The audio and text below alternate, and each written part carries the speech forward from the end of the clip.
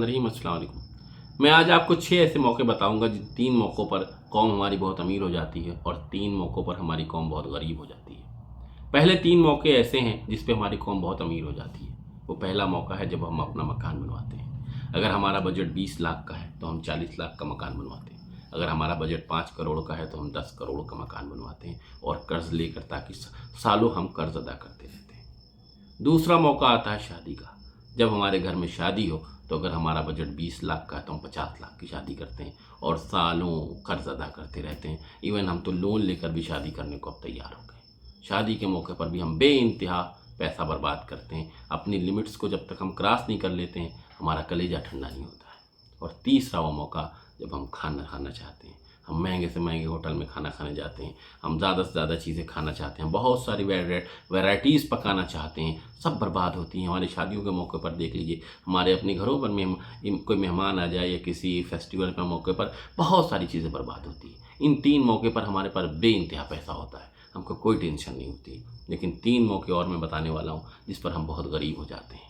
पहला मौका वो आता है जब हमसे कोई अल्लाह की राह में मांग लेता है या अल्लाह की राह में खर्च करने का मौका आ जाता है। किसी मस्जिद में देना है, किसी मदरसे में देना है, किसी गरीब को देना है, किसी मुसाफिर को देना है, किसी बीमार को देना है, किसी परेशान, किसी ज़रूरतमंद को देना है। हमारे पास बिल्कुल भी पैसे नहीं होते हैं। हम बहुत गरीब और परेशान और तंगहाल हो जाते हैं फ़ौरन ही उसी वक्त। और दूसरा मौका जब हमारा कोई अजीज़ दोस्त, हमारा कोई रिश्तेदार हमसे कर्ज़ मांग ले। हमारे पास जेन्युइन हम जानते हैं कि इसको ज़रूरत है और ये वापस कर देगा, उसके बावजूद भी हम कर्ज़ नहीं देते।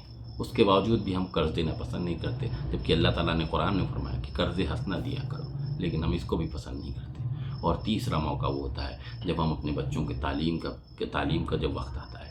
आज भी हमको 100 रुपये के हाफिज जी और 200 रुपये का ट्यूशन और 50 रुपये का स्कूल चाहिए। हमारे बच्चे वहीं पढ़ रहे होते हैं। मदरसों में जानते हैं सबसे ज़्यादा मुसलमानों की भीड़ क्यों होती है?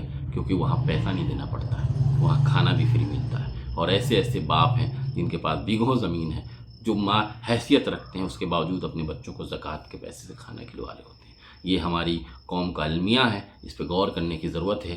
ये मैं बात इसलिए नहीं कह रहा हूँ कि आप एक कान से सुने और दूसरे कान से निकाल दें, बल्कि अगर हमारे आपके अंदर कोई कोताही पाई जा रही हो तो उसको फ़ौरन से दूर करने की कोशिश करें और अपना जो सरमाया है उसको अल्लाह की राह में, गरीब और मिस्किनों की मदद में और अपने बच्चों की तालीम और तरबियत पर खर्च करें, ना कि अपने घर पर, अपनी शादी पर और अपने खाने पर खर्च करें।